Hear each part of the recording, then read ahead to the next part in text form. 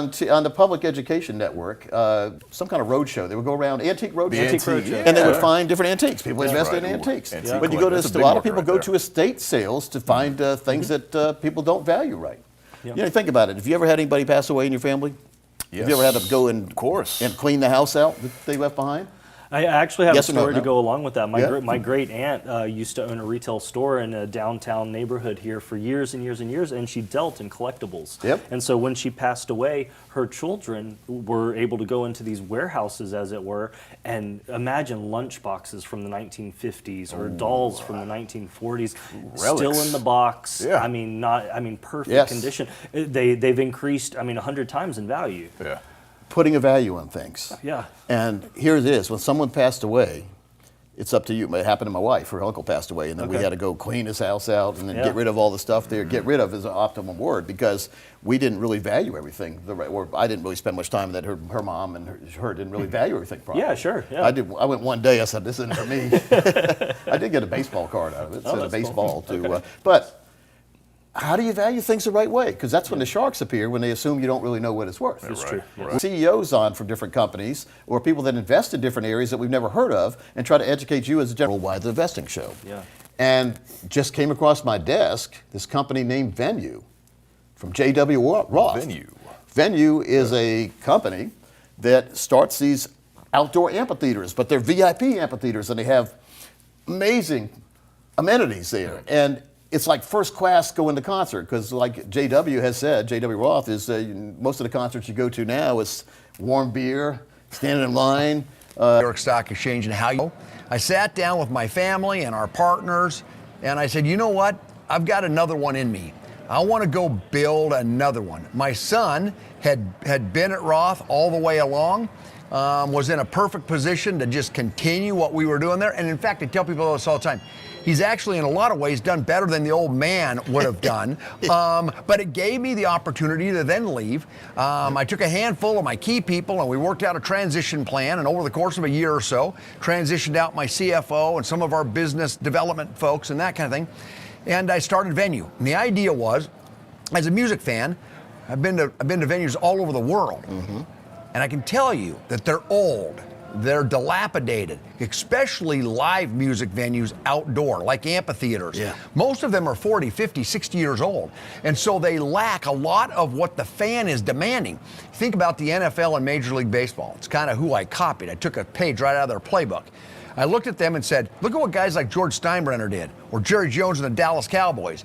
You know, he took old, dilapidated stadiums, work with as we build amphitheaters. We're gonna do in music with those two guys, and I admire. Jeez, I feel like I'm in Dubai. You know, all of the fire going on. Jeez, I feel like I'm in Dubai. You know, all of the fire going on and the fire pits going on, and it's incredible. It creates an unbelievable vibe and an unbelievable ambiance. Yeah. So I mean, this idea though came like, let's build amphitheaters, or I mean, that's what you said. Here's what I said. Okay. I said I'm a fan. Yeah. And I'm tired of the venues that I go to, and they're terrible. Yeah. But I go to football games and baseball games, and I'm thinking, man, these are nice. I could do this. So when I left Roth Premium Foods, I left for one specific reason, and that is to disrupt the venue space in live music.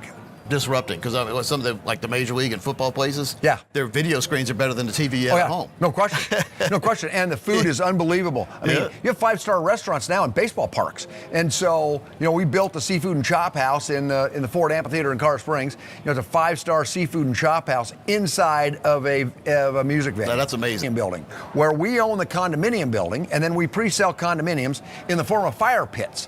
And so about 35% or so of all of the financing for these come from those suite owners and fire pit suite owners. And then the balance comes from our ability to then finance and put small amounts of sale leasebacks on the ground underneath the amphitheater. But you know, these amphitheaters, like in McKinney, you know, it's a $300 million amphitheater to build it's the most seated amphitheater in the history of the world. That we're building there. It opens for the 2026 season. It's beautiful. If you've not seen what we're doing down there, it's incredible. But at the end of the day, you could never make it pencil if it wasn't for really forward-thinking municipalities like the city of McKinney. Mayor George Fuller, he's a forward-thinking mayor. He's a wonderful man. And he, in his way of thinking, he brought the city council along, and next thing you know, they're supporting it. We have great fire pit suite owners down there. Got a good friend in Troy Aikman.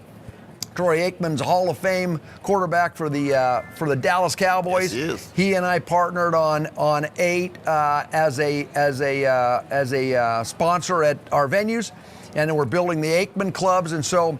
We've just got really good partnerships, good sponsorships, and so at the end of the day, we have a financing strategy that works and works well, and it works good for our public company shareholders. Yeah, that's a good question. So a lot of people, before they invest in the stock, they say, well, let me see how much debt this company has. That's right. How are you looking on that? We have very, very little debt. Yeah. We, over the last 8 quarters or so, 9 quarters, I guess, we've built a balance sheet of about $181 million. We'll cross $200 million and add $1 billion in 2025. Was that a B? With a B, Oh. in net tangible assets. And so, at the end of the day, we are focused on our balance sheet, and as a result of public-private partnerships and mark-to-market valuations, we're gonna cross that number this year. Now, someone who's just finding out about Venue for the first time, and they say, gosh, how do we get an amphitheater like this in our area? What are the steps you've been doing, and where are you going next? Yeah, so, right now we're finishing up amphitheaters as we build down through the Tulsa market and Broken Arrow.